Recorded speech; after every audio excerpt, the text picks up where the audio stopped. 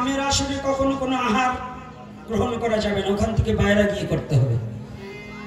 নোংরামি সব জায়গায় চলবে না। সনাতন ধর্ম নিয়ে যে নোংরামি করবে তাকে ঘাড় ধাক্কা ধরে ওখান থেকে সরিয়ে দিতে হবে। কারণ সনাতন ধর্মের মতো পবিত্র পৃথিবীতে আর কিছু কোথাও পাবে না।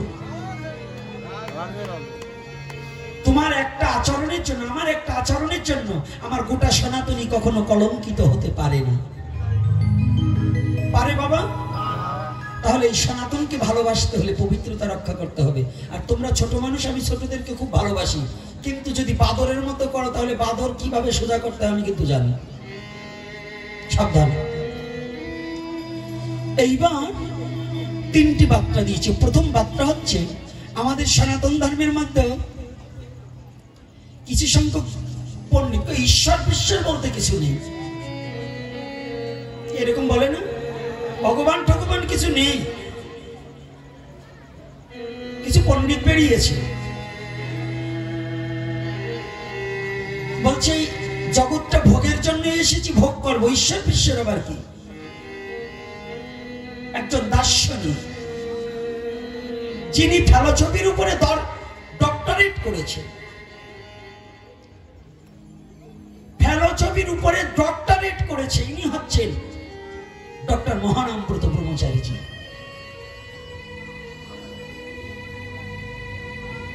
সে ব্যক্তি বললেন, তোমরা যারা বলছো ঈশ্বর নেই, হ্যাঁ ঈশ্বর আছে। প্রথম বার্তাটা, তিনটি বার্তার প্রথম বার্তাটাই দিলেন ঈশ্বর আছেন। ঈশ্বর আছেন বুঝবো কি করে? যদি ঈশ্বর না থাকিত, যেমন যদি তাকে জিজ্ঞাসা করা হয় যে তাহলে তুমি ঈশ্বর না থাকলে তুমি কি করে আসলে, অনেকজন বলবে কেন এটা প্রাকৃতিক ভাবে আমার বাবা মায়ের মধ্য দিয়ে আমি এসেছি। আচ্ছা বাবা বলুন দেখি, আজকে একজন মাস্টার মশাই আসছি, জড়িয়ে ধরেছে, বাবা আমি একজন রিটায়ার্ড প্রাপ্ত শিক্ষক, আমার শারীরিক অবস্থাটা একটু অসুস্থতা, আপনি একটু আশীর্বাদ করবেন। তাহলে এই সেন্দিয়া এবং এই খালিয়াতে আমি জানি অনেক ডাক্তার, অনেক শিক্ষক আছে, আমার মতো এই গরুটাকে মানুষ করার মতো শিক্ষক অনেকজনই আছে। বাবা বেশি হয়ে যাচ্ছে, রানিং আলোচনার সময় যদি এরকম ডিস্টার্ব হয় বাবা, আমি কিন্তু অন্যরকম লাগে বাবা। হ্যাঁ যাক, আর হাত দিও না তো, এখন ভালো মন্দ যা হয় হয়ে যাবে, যাক আর হাত দিও না। রানিং কথাটা তো, এই কথাটা জোগাড় করতে হলে অনেক সময় একটু মাথা খাটাতে হয়, সব কথা মুখস্থ নিয়ে এসে বলা যায় না। যায় বাবা। হ্যাঁ, পুঁথিগত বিদ্যা পরহস্ত ধন, নহে বিদ্যা নহে ধন হলে প্রয়োজন। পুঁথিগত বিদ্যায় কখনো সবকিছু হয় না, অপরা বিদ্যাও কিছু লাগে। আজকে যে শিক্ষিত ভদ্রলোক আছেন, যারা আছে, আচ্ছা বলতে পারেন যারা সায়েন্স নিয়ে লেখাপড়া করেছেন, সত্যিকারে কি মা বাবার মধ্য দিয়ে কি আমার সৃষ্টি? একটা মার একটা বাবা হলেই কি একটা সন্তান জন্ম দিতে পারে? কি পারে বাবা? সম্ভব না। যদি বলেন যে হ্যাঁ সম্ভব, আসুন আমার সন্নিকটে, তাহলে তাকে দেখিয়ে দেবো এই খালিয়া, এই সেন্দিয়া অনেক মা বাবা আছে, আজকে 40 বছর চেষ্টা করেছে একটা বাচ্চা তার গর্ভে আসে, আছে না? এরকম ব্যক্তি আছে কিনা? তাহলে মা বাবার চেষ্টায় পৃথিবীতে একটা সন্তান আসে না। তাহলে কি, যেমন একটা ঝগড়া বাঁধলে তিনটা পক্ষ হয়, একটা বাদী পক্ষ, একটা বিবাদী পক্ষ, আর একটা তৃতীয় পক্ষ। তৃতীয় পক্ষ না হলে দুটো পক্ষকে যেমন মিলানো যায় না, তদ্রূপ মার বাবা হলেই একটা সন্তানের মা বাবা হওয়া যায় না যদি ঈশ্বরের কৃপা কারো প্রতি বর্ষিত না হয়।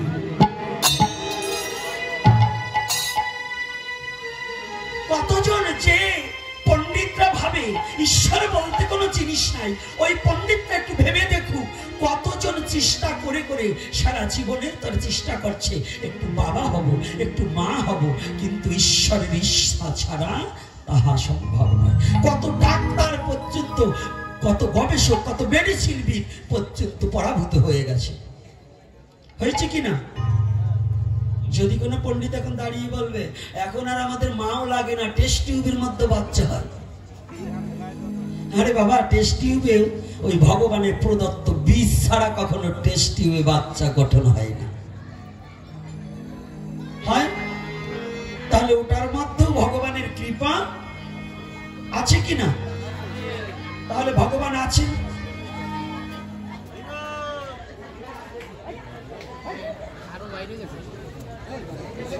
এই মালগুলো কারা নিয়ে আইছে ওটা একটু ধরা যায় না?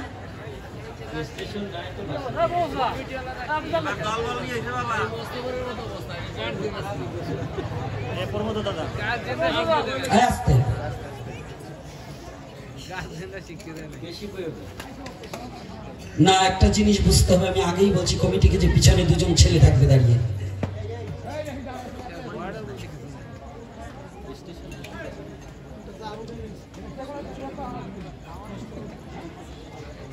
আস্তে, রাধে। এইবার কারণ এত কথা যদি একেবারে কানের কাছে বলে তখন কিন্তু মাথা ঠিক থাকে না, এটা আপনারা বুঝবেন। তাহলে ভগবান আছেন, আছে কি নাই? কথা বলতে হবে, আছে কি নাই? অন্য পাঠকরা আপনাদের যা বলে আপনারা খালি বসে বসে শুনবেন, আর এই মুখ পোড়া হনুমানটা আসলে মাঝে মাঝে ভেস্কির সাথে সাথে আপনাদের মুখ লড়াতে হবে। তাহলে দ্বিতীয় বার্তা দিয়েছে ভগবান আসেন।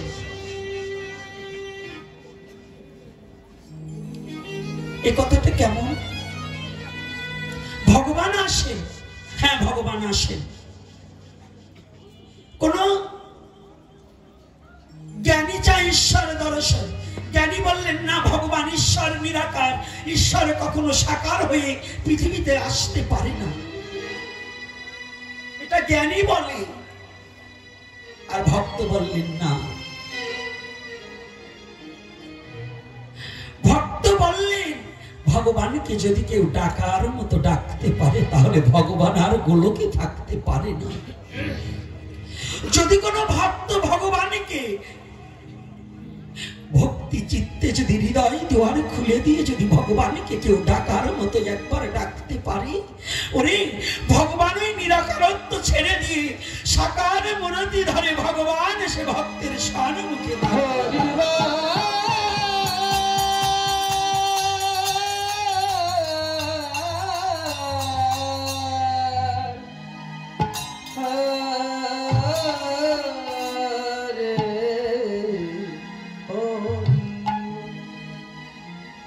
জমিদার টাকার অহংকারে বিদ্যার গৌরবে ঈশ্বর ভজন করে না।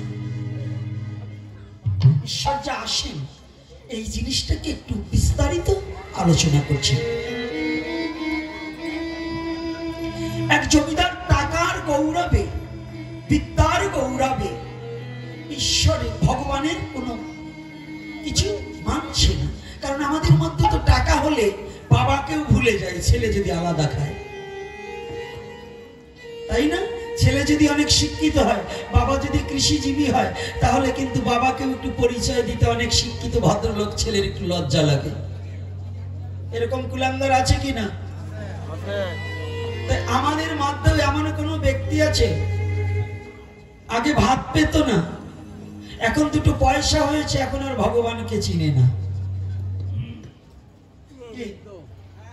এখন আর ভগবান ঠগবান লাগে না, এখন আমি সব পারি। এই টাকা আর কয় আমি দিয়েছি বেল্লি, এই টাকা কয় এই জমি আমি রেখেছি। একবারও মুখে বলি না যে যাহা কিছু দিয়েছে আমার অনাদি আদি গোবিন্দ দিয়েছে, গোবিন্দ ভিন্ন আমার কোনোদিন ইহা কিছু করিবার যোগ্যতা হয়নি।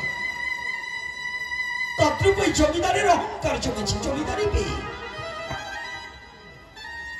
বিদ্যার অহংকারে ভগবত ভজন থেকে বিচ্ছিন্ন হয়ে গেছে।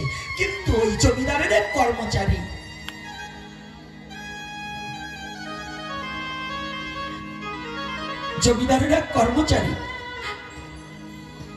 যখন তার কাছে চাকরিতে যখন জয়েন করবে, তার আগে এসে বলছে, বাবু জমিদার বাবু আমি একটা কথা বলবো। বলছে কি, মাসের মধ্যে আমাকে সারাদিন ছুটি না দিলেও হবে, আমাকে 5 দিন 3 দিন ছুটি না দিলেও চলবে, তবে আমাকে প্রতিদিন 3 টাইম একটু ছুটি দিতে হবে, 10 মিনিট করে অন্তত। বলছে কেন? বলছে দেবেন কিনা তাহা বলুন।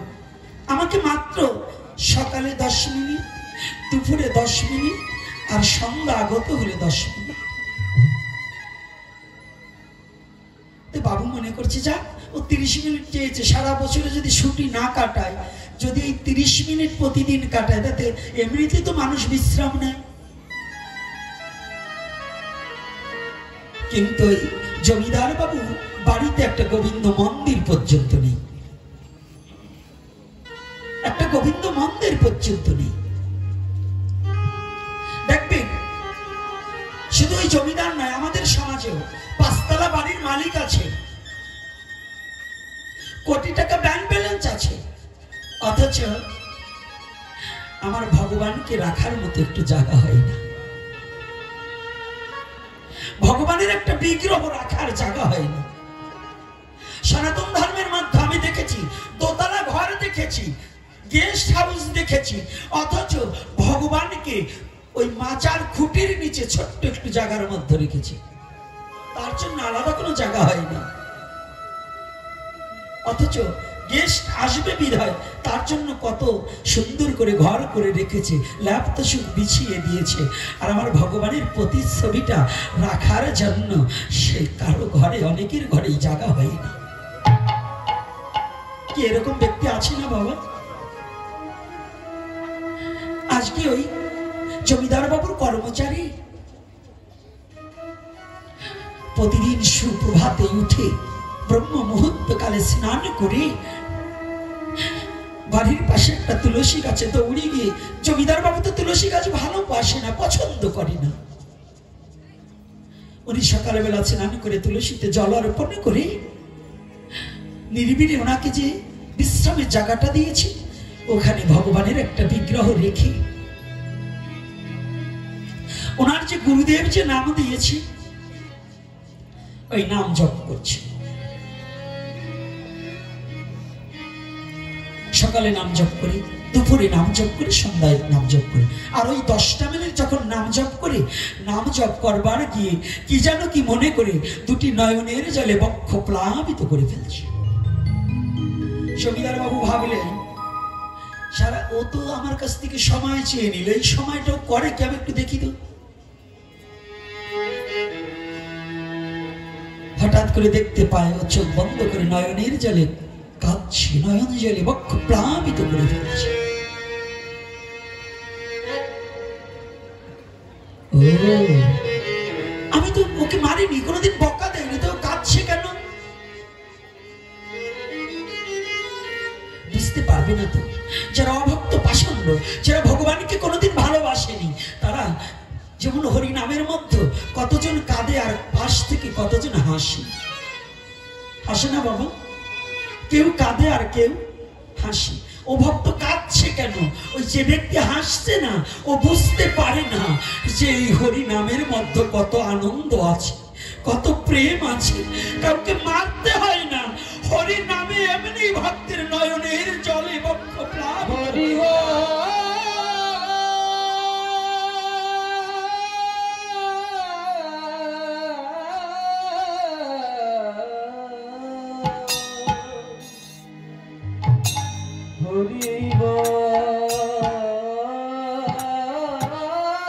শুদ্ধ ভক্তকে আঘাত দিতে হয় না, বিনা আঘাতে মধুমাখা কৃষ্ণ নাম শুনলেই তার নয়নের জলে বক্ষ প্লাবিত হয়ে যায়।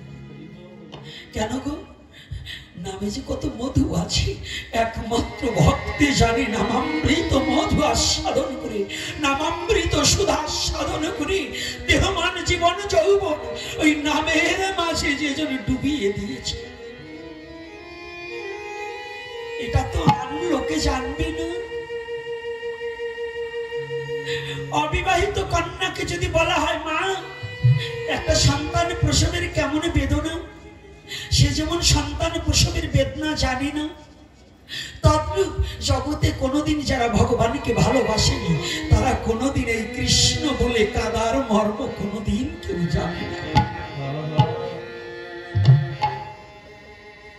কৃষ্ণ নামে যে কত আনন্দ, এই হরি নামে যে কত বড় প্রেম, এটা একমাত্র হরি ভক্ত ছাড়া জগতের মাঝে বাকি যারা ভজন করেনি তারা কোনোদিন জানতে বুঝতে পারে না।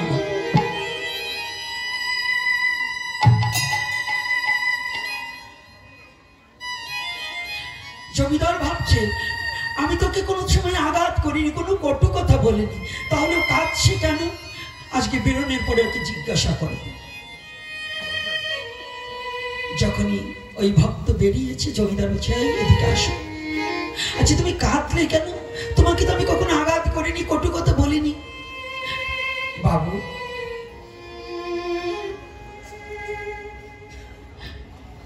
আপনি দেখেছেন আমি কান্না করেছি, এটা আমার দুঃখের কান্না নয়, আমি কাঁদছি। আমার গুরুদেব যে নাম দিয়েছে বলেছিল এই নাম ধরে ডাকলে পরে একদিন অনাদি রাধি গোবিন্দ তোকে দেখা দেবে,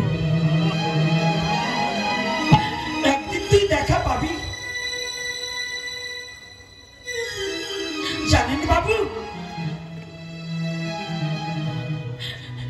আমি সে হতে নাম করছি, ডাকছি, কিন্তু জানি না কতদিনে আমার এই মানব জীবনে কতদিনে আমি আমার ভগবানের চরণ প্রান্তে পৌঁছাতে পারব।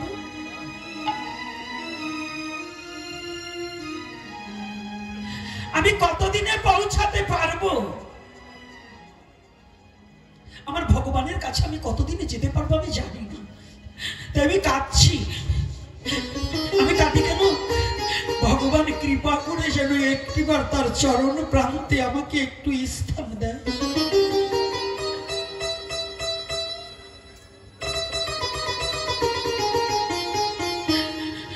আমি প্রাণ ভরে কাঁদি কেন জানি?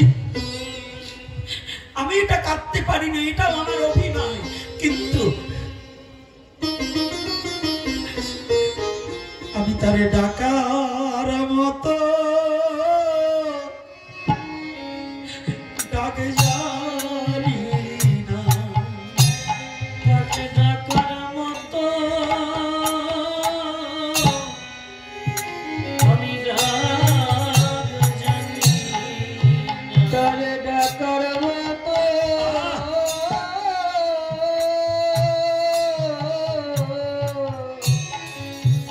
ডাক জানি না। ওরে তাইতে আমার ডাকে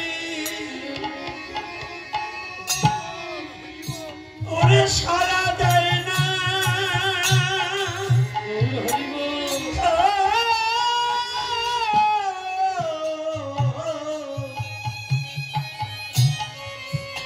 আমি তারে ডাকার মতো ডাকে জানি না। তাই তো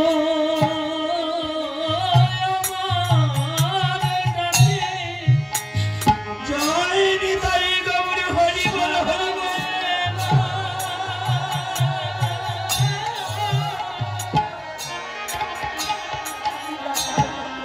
আমি ডাকার মতো ডাক জানি না। তাই তো আমার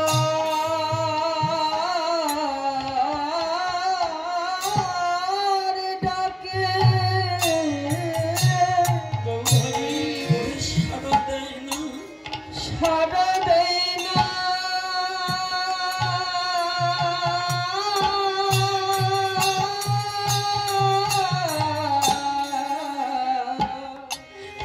আমি ডাকার মতো, আমি তারে ডাকার মতো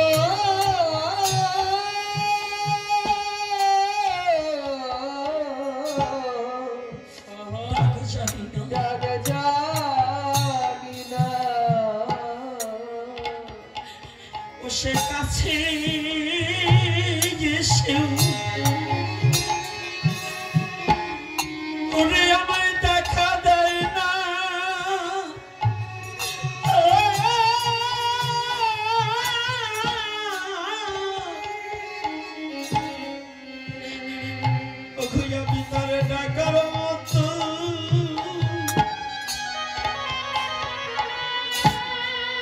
জানি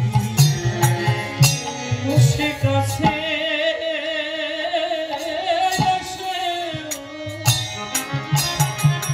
আমায় দেখা দেয় না, আমায় দেখা দেয় না।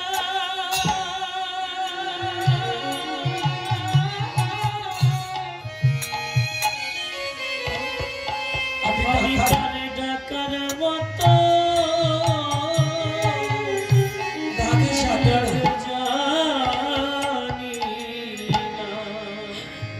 ডাকলে কি আর ওরে ভগবান রইতে পারি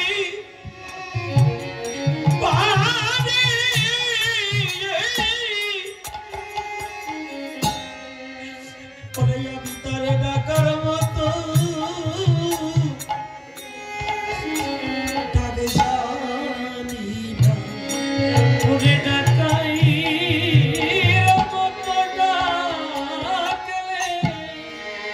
সে কি আর থাকিতে পারে, সে কি থাকিতে পারে।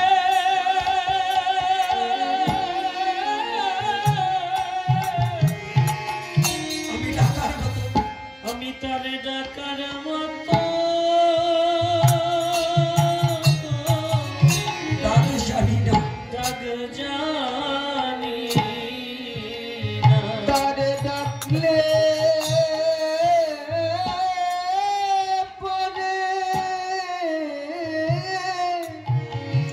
সে কি আর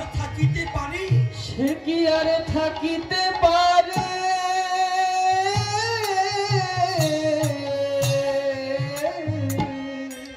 আমি ডাকার মতো, আমি তারে ডাকার মতো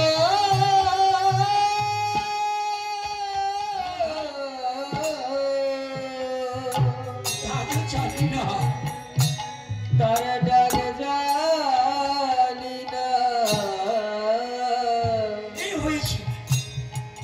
তোমাদের এই আবেগপূর্ণ কথাটাই, ঈশ্বর নিরাকার, সে কি কখনো গোলক ছেড়ে ভুলকে আসে? এসব বন্ধ করে দিয়ে কাজে মনে লাগাও। জমিদার বাবু, হ্যাঁ ডাকলে ঈশ্বর আসে। কোনো মতেই জমিদারকে মানানো যাচ্ছে না। মানবে কেন? তার্কিক লোক তো, তারা তর্কটাই করে যাবে, তারা ঈশ্বর তত্ত্ব উপলব্ধি করতে চায় না। কি চায় বলুন? শয়তান কখনো ভালো দিকে যেতে চাবে না। যেতে চায়? কি কথার উত্তর দেবেন? যেতে চায়? বলছি আরে আমি ওটা মানি না। তো এই জমিদারের একটা মাত্র ছেলে, জমিদার একটু অল্প বয়সে জমিদার, তো একটা মাত্র পুত্র হয়েছে, পুত্রটা কেবল হামাগুড়ি দেওয়া শিখেছে। এদিকে ভাদ্র মাস এসে গেছে, কিন্তু ওই ভক্তের ওই কথাটা মনে রয়েছে। জমিদার বলছে ঈশ্বর আসতে পারে না, ঈশ্বর আসে না গোলকছে। তো ওই ভক্ত তো মনে রেখেছে। ভক্ত এইবার ওই জমিদারের স্ত্রীর কাছে গিয়ে বলছে, দেখবেন যত বড় চাকরিজীবী, বড় বাবু যারা, বড় শিক্ষিত যারা, সব জায়গা জোর খাটাতে পারলেও বউয়ের কাছে কিন্তু নরম। কি বউয়ের কাছে নরম না? সাহেব যারা, আপনারা যদি অতি কৌশলে কোনো কাজ করাতে চান, সাহেবকে বাদ দিয়ে সাহেবের বউয়ের সাথে যোগাযোগ করবেন, দেখবেন বউতে বললেই হরিবল 100% 100 হয়ে যাবে। নাকি 100% ঠিক না? নাই উনি বুঝবে না। তাই এইবার যখনই জমিদার গিয়ে বল, জমিদারের ওই যে পুত্র হামাগুড়ি দেওয়া শিখেছে, জমিদারের স্ত্রীর কাছে গিয়ে ভক্ত গিয়ে বলছে, মা বাবুকে একটু বলুন, ভাদ্র মাস নৌকায় করে ঘুরতে কত চমৎকার আনন্দ লাগে জানো মা। জলের উপর দিয়ে নৌকা চলবে, তখন যদি আমরা একটু ঘুরতে যাই কত আনন্দ হবে। বলছি ঠিক বলেছিস, আমি বাবুকে বলবো। জমিদারকে বলছে চলো আমরা কিন্তু ঘুরতে যাব, আমরা ঘুরতে যাব। যখনই বলছি আমরা ঘুরতে যাব, এদিকে ওই ভক্ত একজন আর্টিস্ট শিল্পীর কাছে, মানে একজন মৃৎশিল্পীর কাছে জমিদারের পুত্রটাকে কোলে নিয়ে গিয়ে বলছে, দেখো এই পুত্রের মতো হুবাহু, এক দেখতে, একই রকম চেহারা, কোন রকমে যেন পরিবর্তন না হয়, এরকম একটা পুত্রকে তৈরি করে দেবে মাটি দ্বারা। যখন মাটি দ্বারা ওই পুত্র তৈরি করে নিয়ে এসে গোপন রেখেছে, ঠিক ভাদ্র মাসে জলে ভরা মাঠ, জমিদার, জমিদারের স্ত্রী, পুত্র সহ যখন নৌকায় উঠেছে এবং এই ভক্ত সহ, এইবার ঘুরতে গেলে নানাবিধ কথা হয়, তো কথা হচ্ছে, কিন্তু এই ভক্তের মনে যে চালাকি আছে আজকে প্রমাণ করে দেবে যে ভগবান নিরাকার, ভগবান ও সাকার হয়ে পৃথিবীতে আসে। এই জমিদারের ওই পুত্রটাকে তৎকালীন সময় ছয়ে নৌকা ছিল না, ওই টাবুইরে নৌকা বলে, বাহ বাহ বাহ। তো ওই টাবুইরে নৌকার আবার এক পাশে একটা ছালা দিয়ে, বস্তা দিয়ে একটা পর্দা বানিয়ে দিত না। তো ওই জমিদারের অরিজিনাল ছেলেটাকে নিয়ে এসেছে, মাঝিকে বলছে তুমি রেখে দাও, ওরা তো দুজনে একেবারে ভালো কথায় মত্ত আছে, তো তুমি এই ছেলেটাকে একটু রেখে দাও। এইবার ওই যে মৃৎশিল্পী দ্বারা যে পুত্রটাকে তৈরি করেছে, আস্তে আস্তে ওটাকে ঠেলতে ঠেলতে জমিদারের কাছে নিয়ে রেখেছে। তো যখন একসময় মধুর কথায় মত্ত হয়ে গেছে, ওই ভক্ত আস্তে একটু ধাক্কা দিয়ে ওই ওনার পুত্রের মতো দেখতে, তো ওই পুতুলটাকে ফেলে দিয়েছে জলের মধ্যে। যখনই জলের মধ্যে ফেলে দিয়েছে, জলের মধ্যে ছেলে পড়ার সাথে সাথে জমিদার বাবু চিৎকার করে উঠেছে, ওরে আমার খোকাজি জলের মধ্যে পড়ে গিয়েছে। একই লাভ দিয়ে জমিদার বাবু লাভ দিয়ে খোকাকে ধরতে যাচ্ছে, যখন লাভ দিতে গিয়েছে অমনি টেনে ধরেছে। আপনি নামছেন কেন? আমরা তো আছি। বলছি কেন? তোমরা আমাকে নামতে দাও, আমার ছেলে জলের মধ্যে পড়ে যাচ্ছে, তোমরা বলছো আমরা যাব, আমাকে নামতে দাও, আমার দেরি করো না, আমার ছেলেকে আর ফিরে পাবো না। আমরা এতগুলো কর্মচারী থাকতে আমি তো আছি, আপনি নামবেন কেন? আরে তুমি পুত্রের যন্ত্রণা কে বুঝবে? পুত্রের কথাটা তো আমি বুঝি, এজন্য আমার পুত্র শোক আছে, আমার পুত্রটাকে আমার ধরে আনতে হবে। বলছে জমিদার বাবু একটু দাঁড়ান, কি এই নেন আপনার পুত্র। অরিজিনাল পুত্রটাকে কোলে দিয়ে বলছে, বাবু আপনারা একদিন বলেছিলেন ঈশ্বর নাকি ভুলকে আসে না। হ্যাঁ আসে না, আমি বলেছিলাম। বলে আজকে যেমন আপনার, আমি এটাকে বুঝাবার নিমিত্তে আপনার ছেলের মতো একটা পুতুল তৈরি করে যেমন জলের মধ্যে ফেলে দিয়েছি, আপনি আমাদের অপেক্ষা না করে যেমন ওই জলের মধ্যে ঝাঁপিয়ে পড়তে যাচ্ছেন আপনার পুত্রকে ধরার জন্য, তদ্রূপ ভক্ত যখন প্রাণের দুয়ার, মনের দুয়ার খুলে দিয়ে ভগবানকে ডাকে, ভগবান তখন গোলক ছেড়ে এই ভূলোকে অবনী নেমে আসে।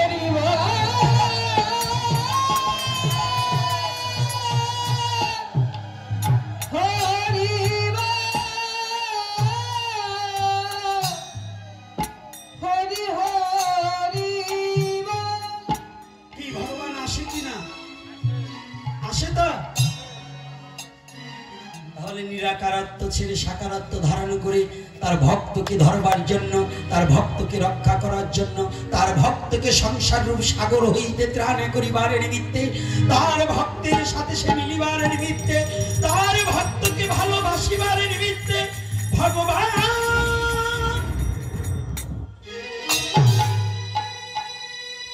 ভগবান আমার অবনীত। তাহলে এই যুক্তিতর্ক থাকে নাকি? জমিদার বাবু ভক্তকে জড়িয়ে ধরলেন, বাবা এতদিন আমাকে ভুল ভেঙেছে, আজ তুই আমাকে যাহা বলবি তাহা শ্রবণ করব। জমিদার বাবু কে বললেন, জমিদার বাবু আমি আর কিছু আপনাকে নির্দেশ দেব না, আজ হতে আপনি গোবিন্দ চরণে নিজেকে সমর্পণ করে দিন।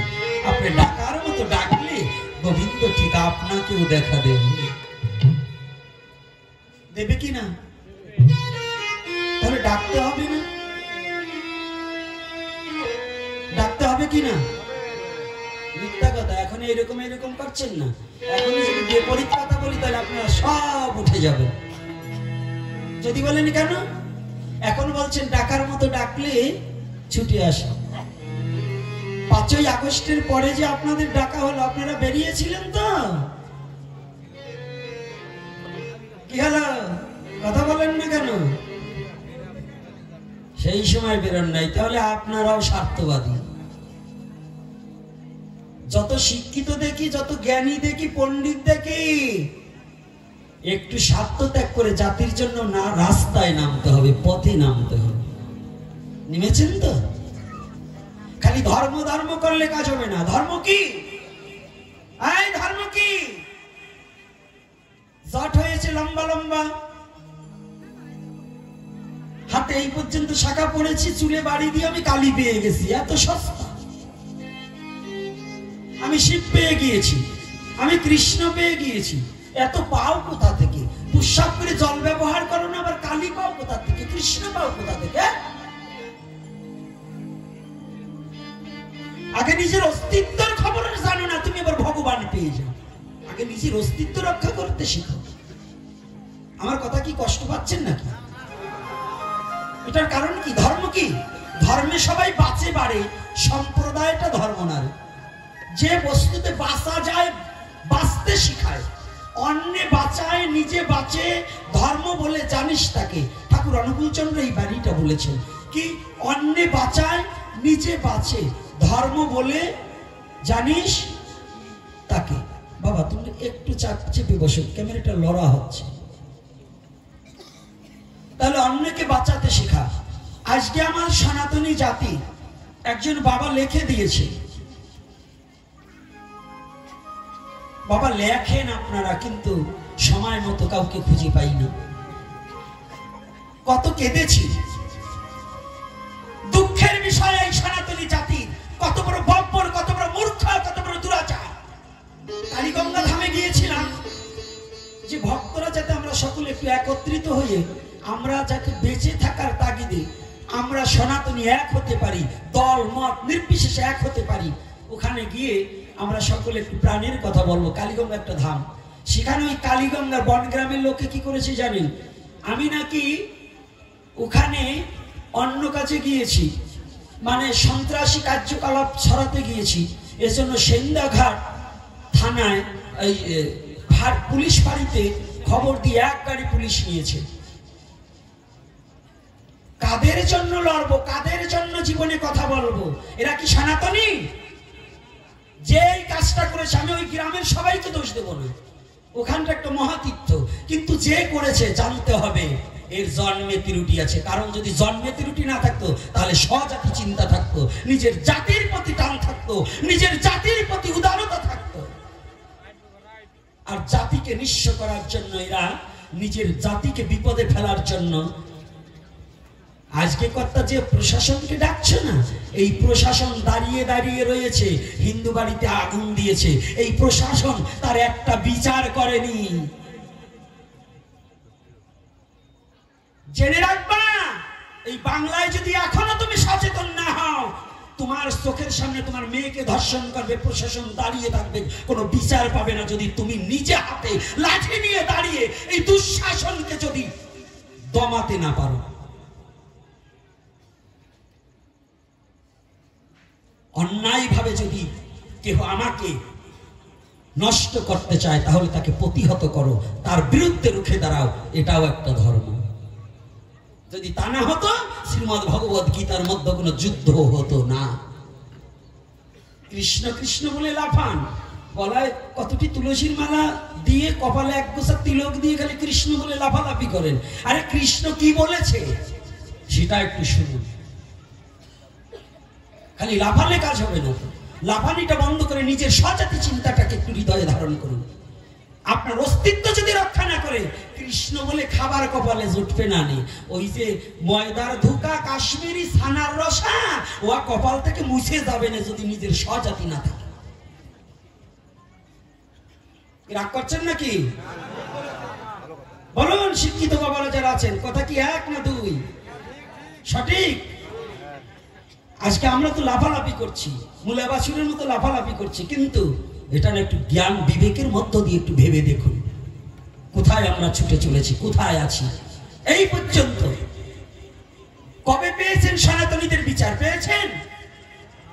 এত দুর্যোগ গেল, সনাতনীদের এত কিছু হয়েছে, কোনোদিন কোনো বিচার পেয়েছেন? এখনো পাবেন না। এই অন্তর্বর্তী সরকারও আপনাকে বিচার দেবে না, দেয়নি, দেবে না। রসুনের পিছনটা সব কুয়া আলাদা আলাদা হতে পারে, কিন্তু গুড়া কয়টা? পণ্ডিত মশাই, গুড়া কয়টা? পণ্ডিতরা এখন কথা বলবে না, কয়েক আমরা তো রসুন খাই না। খাও না, বাজারে তো দেখো। একটা কথা জেনে রাখবে, বাংলাদেশে কেউ সবার কণ্ঠরোধ করা যাবে, আমাকে ভয় দেখিয়ে কোনো আমার কণ্ঠরোধ করতে পারবে না। আমি মৃত্যুর জন্য প্রস্তুত হয়েছি, তবু আমার এই সনাতনী জাতির যদি অন্যায় কোথাও হয়, তার প্রতিবাদ আমার মুখে হবে, হবে, হবে।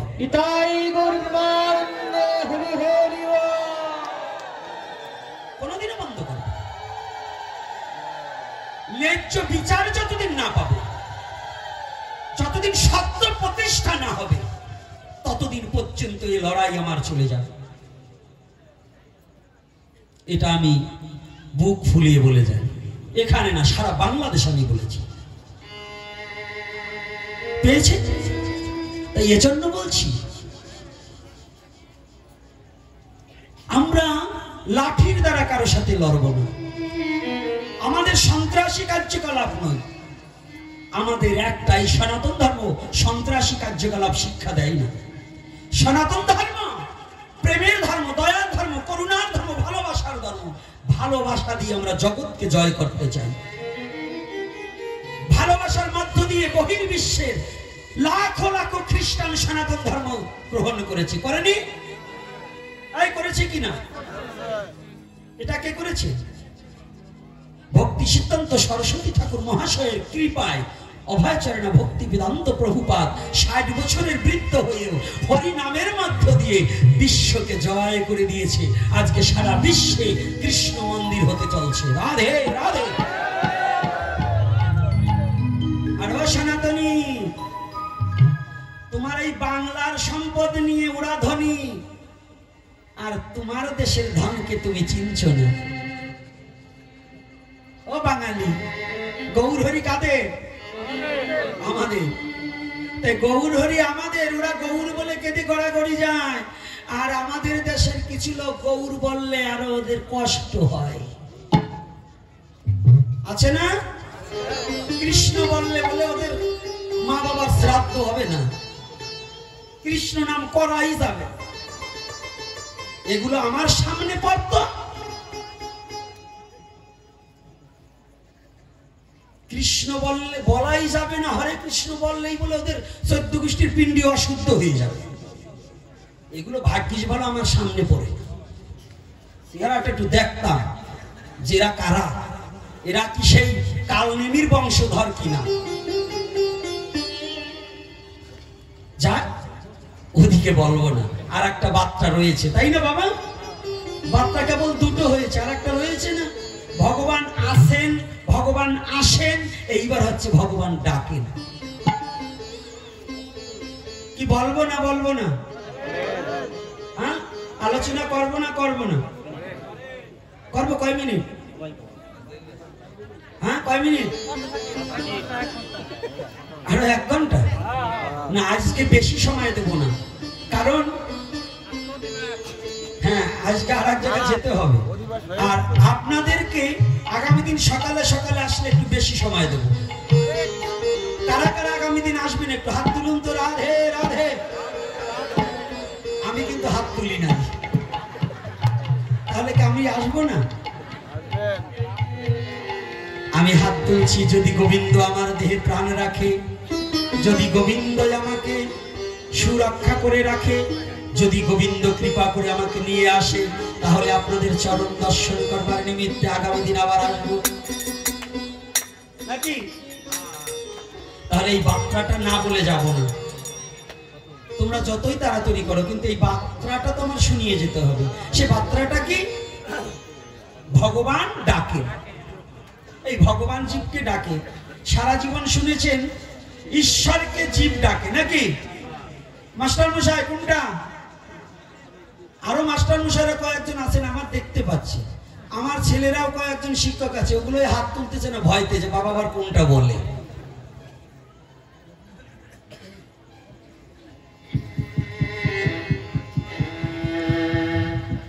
তাহলে আমার ছেলেরাও হাত তুলছে না, কিন্তু হাত তুলতে হবে। ভগবান ডাকেন, এটা বড় আজব কথা নয়। তবে কথাটা কোন যুগের জন্য জানুন? সত্যতিতা দাপরে এই 3 যুগে কোনোদিন ভগবান ডাকেনি। 3 যুগে ভগবান ভক্তকে ডাকেনি। তাহলে সনাতন ধর্মের 4টে যুগ। কি কি যুগ? সত্য, ত্রেতা, দাপর, কলি। হ্যাঁ যুব সমাজ, তোমাদের প্রশ্ন আগে শুনে রাখো। যে কথাগুলো বলছি কথাগুলো ভালো করে শুনবে। শুধু মোবাইলের দিকে এদিক ওদিক তাকালে হবে না, কারণ অনেক সময় সনাতন ধর্মের ছেলে মেয়েকে অন্য ধর্মের লোকজন কুৎসিত প্রশ্ন করে কিনা? আর দুটো জিনিস আজকেই একটু বলে যাচ্ছি। গতকাল একটা জিনিস আমি বলতে পারিনি ওই চৌরিবাড়ির আসরে, কিন্তু আজকে বলবো, কারণ এটা তো পাশাপাশি, যাতে এই কথাটা ওখানে পৌঁছিয়ে যায়। যারা মা বাবা হয়েছেন, যারা ছেলে মেয়ে জন্ম দিয়েছেন, আমি চরণে হাত রেখে বলছি, আপনার সন্তানটা 9 বছর কিংবা 8 বছর বয়স হলেই আপনার মেয়েটাকে শালীনতা পোশাক পরাবে। এটা আমার নির্দেশ, অনুরোধ, এবং চরণে হাত রেখে বলছি। কারণ আপনার মেয়েকে ওন্না পড়াতে হবে এবং নিজের অঙ্গভঙ্গিটাকে ঢেকে এক জায়গায় নিয়ে যেতে হবে। আপনার উপযুক্ত মেয়ে 12 বছর, 13 বছর, 14 বছর হয়েছে, সেই মেয়ে ওই ষাঁড় গরুর মতো ঘুরে বেড়াবে ওন্না ছাড়া। এতে কিন্তু সমাজ এবং দেশ এবং জাতি এবং ধর্ম কোনোটাই ভালো চোখে দেখে না। এই কথা কি রাগ করছেন নাকি আমার কথায়? যথার্থ না মিথ্যা? আগে যদি ধর্ম ধর্ম করছেন, কীর্তন দেবেন, যদি নিজের চরিত্র পরিবর্তন না করতে পারেন, তাহলে ধর্ম করে লাভ কি? যে পোশাকে আমার দিকে তাকালে আর একজনের কাম ভাবাপন্ন হবে, ওটা কোনো পোশাক নয়, ওটা নগ্ন। ওর চেয়ে নগ্ন থাকলেও আর একজন চোখ ফিরিয়ে নেবে। এজন্য আপনার সন্তানকে এমন পোশাক পরিধান করান যেন অন্য কোনো যুবক আপনার পুত্র কন্যাকে দর্শন করে যেন সে আকৃষ্ট না হয়, যেন কোনো বিপদ না ঘটে। আমার সবচেয়ে বড় স্লোগান এই বাংলাদেশে, যেটা আমাদের অহরহ হচ্ছে, আমাদের কোমলমতি ছেলে মেয়েগুলো ব্রেন ওয়াশ করে ধর্মান্তরিত করা হচ্ছে। এমন কোনো দিন নেই ফেসবুকে 2-1টা না পাওয়া যাচ্ছে। অন্য পাঠকরা কোনো শুধু শাস্ত্রের কথা বলে, আর আমার জীবনের কথাটা হচ্ছে এই, আমার চোখের সামনে যেগুলো ঘটেছে, আমি এগুলোকে প্রতিহত করার জন্য এবং এটাকে থেকে ফিরিয়ে আনার জন্য আমার মনোপ্রাণ দিয়ে আমি চেষ্টা করে যাব, যেন এই সত্য কথাটাকে ধরে ধরে তুলে তুলে যেন আমার সনাতনী জাতি ভুল বোঝে যে যেন নিজের স্বধর্মের চেয়ে পৃথিবীতে অন্য কোনো ধর্ম বড় হতে পারে না। নিজের স্বধর্মের চেয়ে সনাতনে কি নেই? যে কোমলমতি ছেলে মেয়েরা ফোন পেলেই আলাপ শুরু করে দাও, কিছুদিন পরে তোমাকে হিন্দু পরিচয় দিয়ে দেখা গেল ফাঁসিয়ে ফেলার পরে 1 বছর 6 মাস 2 বছর তোমাকে প্রেমের আলাপ ভালোবাসার কথা বলতে বলতে ফাঁসানোর পরে চলে গেলে, গিয়ে দেখলে না সে আমার সনাতনী নয়। তার চেয়ে বিপদ কিন্তু ঘরেও আসা যায় না, ওখানেও থাকা যায় না। এই বিপদে যেন কেউ না পড়ে। আর সনাতন ধর্মে নাই পৃথিবীর এমন কোনো কথা নাই, সনাতন ধর্মে নাই পৃথিবীর এমন কোনো তত্ত্ব নাই, সনাতন ধর্মে নাই পৃথিবীর এমন কোনো জ্ঞান নাই। পৃথিবীতে যখন কোন ধর্মের উৎপত্তি হয় নাই, তখন বেদজ্ঞান ছিল। পৃথিবীতে যখন কোনো শিক্ষার ব্যবস্থা চালু ছিল না, তখন সনাতন ধর্মে গুরুকুল ব্যবস্থা ছিল। যারা ইতিহাসবিদ আছেন, যারা লেখাপড়া করেছেন, আসুন আমি যে কথাটা বলছি একটা কথা মিথ্যা বলেছি, তাহলে সেই ধর্মে জন্মগ্রহণ করে যাদের কুরুচি ভাবাপন্ন হয় তাদের আমি আর কিছু বলবো না। আজকে বলবো না, আগামী দিন ঝাড়বানে। আজকে বলবো না, কারণ আমার মহাপ্রভু বলে দিয়েছে যে তুই আর কিছু করিস বা না করিস, নিজের স্বজাতি চিন্তার উপরে দুটো কথা বলবি। কি বলা যাবে না? এটা কি প্রয়োজন আছে কিনা? আমার এক বাবা হয়তো তারাপদ মন্ডল মহাশয় প্রশ্নদাতা, তো বাবা আমি তো ডায়াবেটিক্সের রোগী, আরো জানি না, আমি মহামূর্খ, অত লেখাপড়া জানি না। আপনারা যে সুন্দর করে এত সুন্দরভাবে যে লিখে দিয়েছেন, আমার চোখেও একটু কম দেখি, পারি না। আবার দ্বিতীয়তে মূর্খ, তো এত উচ্চারণ আমি করতে পারি না। তার মধ্য দিয়েও যতটুকু পারছি তিলক ব্যবহারের কথা। ত্রিলোক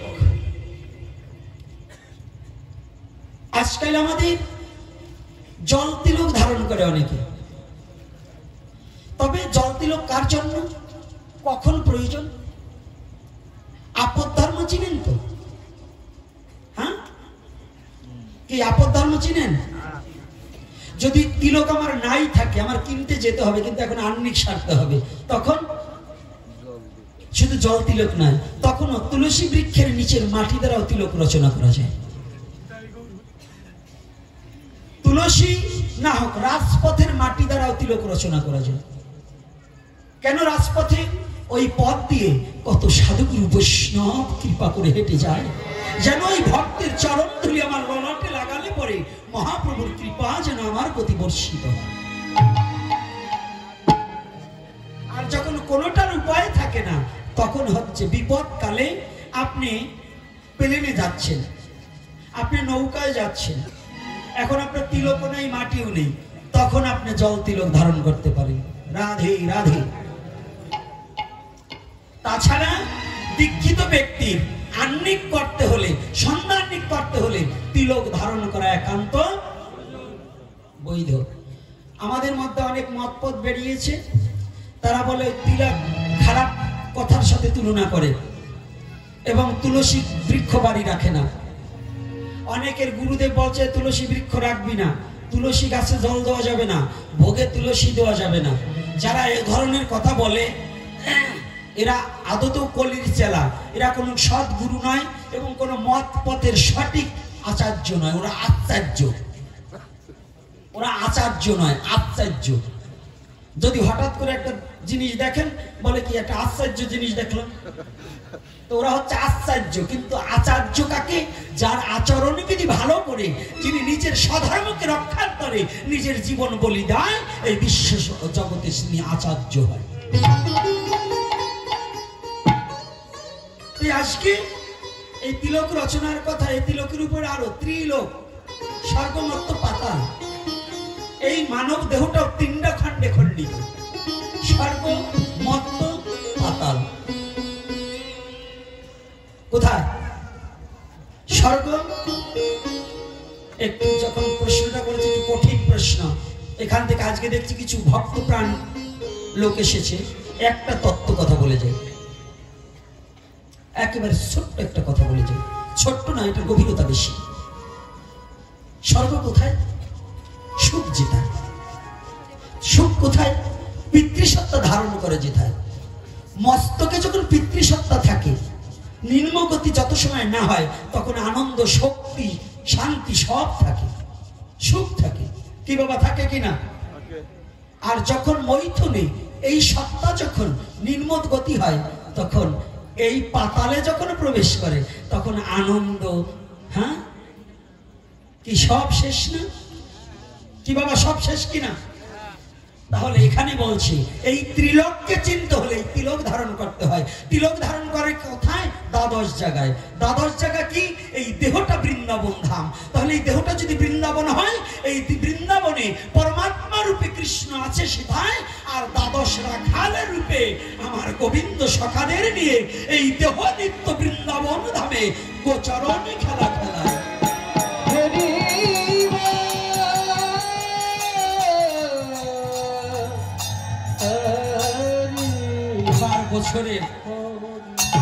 এবার বছরে এইভাবে কোনো কথা বলতে পারি নাই, আর চাইও না।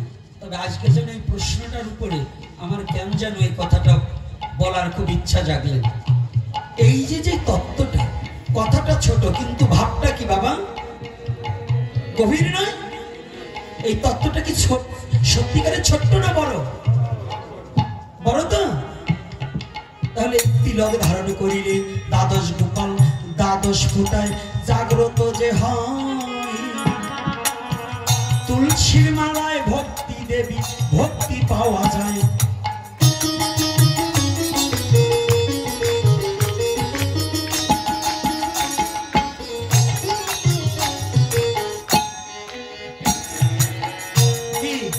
মিথ্যা নাকি? ভক্তির জননী তুলসী তারে ভালোবাসা চাই, তুলসী ভালোবাসিলে গোবিন্দ কৃপা হবে, মিথ্যা ভেব না সবাই।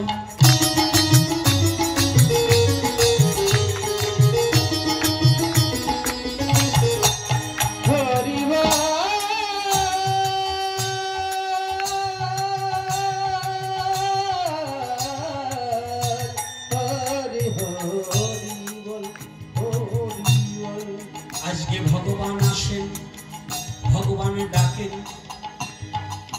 কেমন করে ডাকছে? ভাগবত বক্তা মহানামৃত ব্রহ্মচারীকে প্রশ্ন করলেন, কই গো তোমার ভগবান ডাকছে, আমরা তো শুনিতে পাই না। তুমি যে বলিলে ভগবানে ডাকিছে,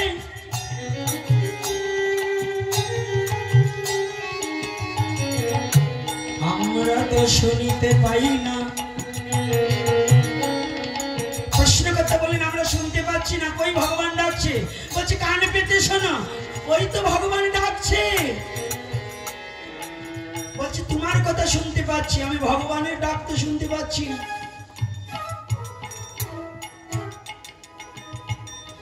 বলছে তুমি শুনবে কেমন করে?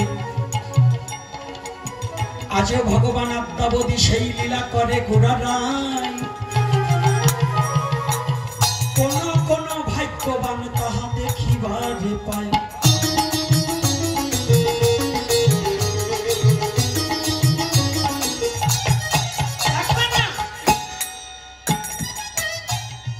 সব কথা গ্রহণতে থাকে না। এই ভাগবতে লেখা হয় তারপর যুগে, আরো যদি বলি সত্য যুগে ছিল। শ্রীমদ ভগবত গীতা কিন্তু তারপর যুগের নয়। গীতার মধ্যে গীতা জ্ঞান ইহা পৃথিবীর সৃষ্টির আগে রয়।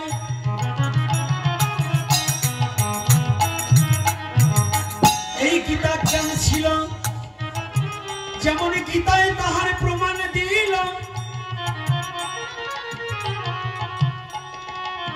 ভগবান কৃষ্ণ বললেন, হে অর্জুন, আমি তোমাকে এই গুচ্ছ গীতা জ্ঞান বলিতেছি, তুমি শ্রবণ করো।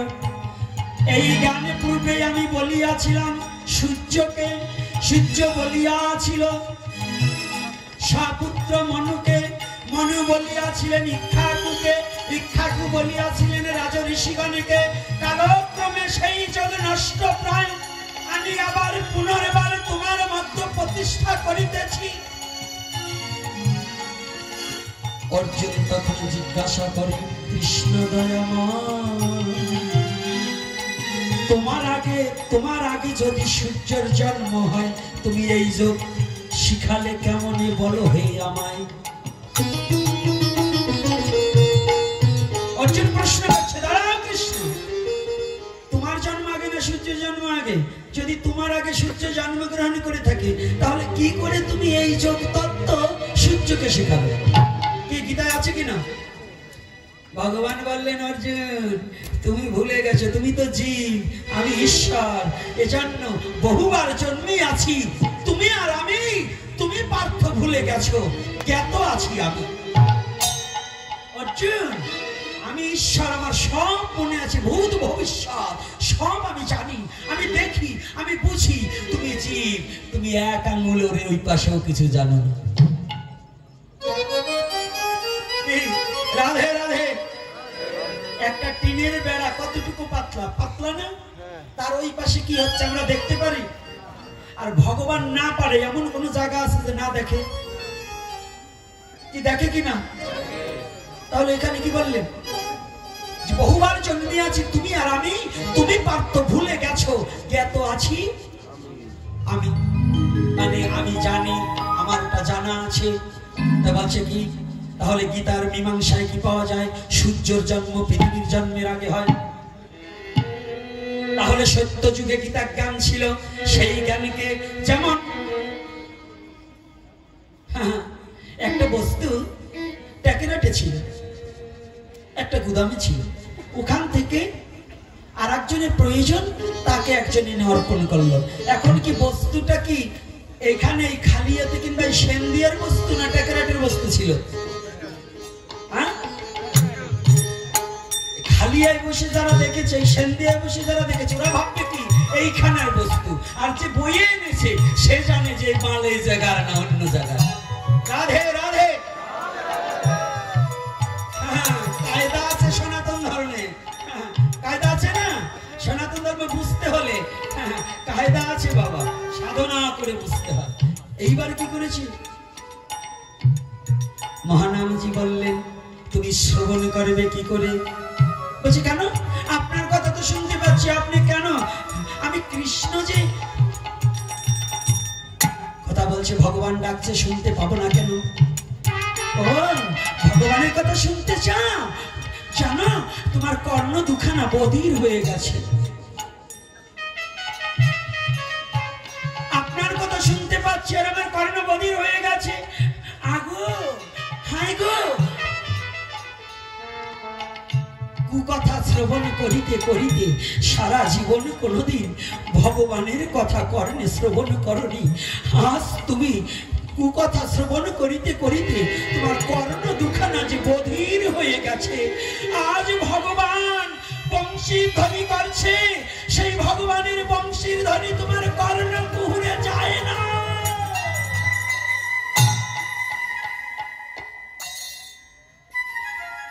বৃন্দাবন তো অনেক দূরে, বৃন্দাবন তো অনেক দূরে, ওখানে বাঁশি বাজালে কি শোনা যায়? না না না, তুমি যা মনে করছো তা নয়।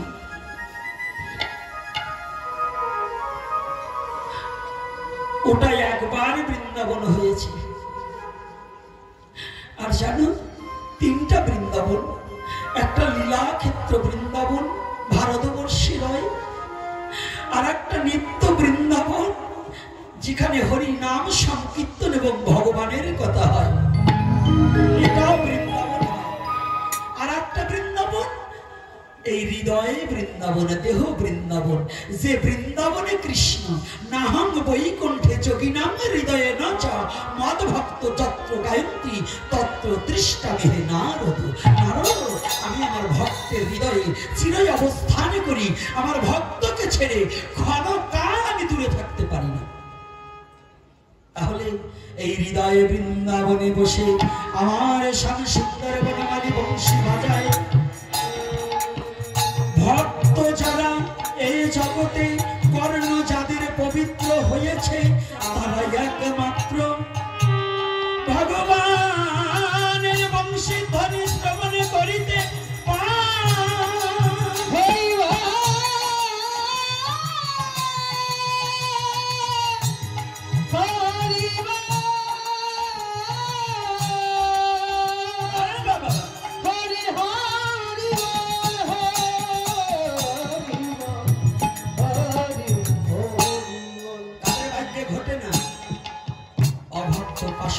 যারা এই বাঁশি শোনে না তারা।